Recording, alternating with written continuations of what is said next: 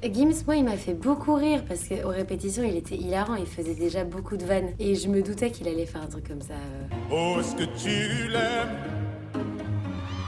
Moi, ça me fait rire. Salut, c'est Elena pour Télé 7 jours. Et je m'attendais pas du tout à cet engouement et tout l'amour que je reçois. C'est fabuleux, je suis hyper heureuse. Et j'ai eu du mal avec le fait d'être loin de ma famille. À chaque fois que j'appelais au téléphone, j'étais contente d'appeler, mais j'étais tellement frustrée d'avoir qu'une seule minute. Ma mère, avec mes amis, avec tous les gens que je côtoie, c'est déjà une star. C'est une maman extraordinaire, moi je l'aime d'amour. Et au tout début, j'ai eu un petit peu peur pour elle parce que j'avais pas envie que mes choix de vie impactent la sienne. Et en fait, ça m'étonne pas que ça se soit passé comme ça. C'est vrai que c'est très spécial quand j'ai vu Lucie arriver au tout début du Prime. Ça n'est jamais arrivé. Et je me suis dit, il va dire qu'on va tous les trois en finale. Je me suis dit, ça y est, c'est 50-50, personne ne sait choisir, on y va à trois. Et évidemment, c'est pas possible, mais c'est vrai que ça m'est traversé l'esprit. En souvenir, il y a un moment qui m'a marqué. C'est la masterclass avec Lara Fabian, c'était exceptionnel. J'ai vraiment vécu un moment avec elle, une connexion qu'on a tous ressenti. Hein.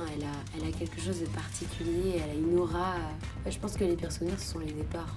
Le premier, celui de Louis, il a été hyper dur pour tout le monde parce que on vivait trop bien à 13. On s'est rendu compte qu'en fait, on allait en voir partir chaque semaine et ça a été hyper dur de conscientiser ça. Et puis, il y a eu plein d'autres départs, notamment celui de Clara ou de Lenny qui m'ont brisé le cœur. Ma prestation qui m'a le plus marqué, c'est le vol. Parce que c'était mon tableau, parce que ça représentait beaucoup pour moi.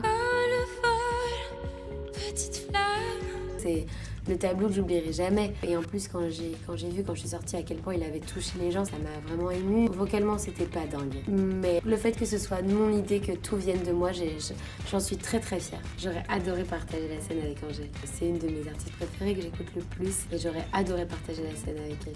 Il faut que je prenne plus confiance en moi parce que si je suis arrivée là où j'en suis, c'est que j'ai réussi à le faire et les gens ont tellement cru en moi, plus que moi-même je n'ai cru en moi.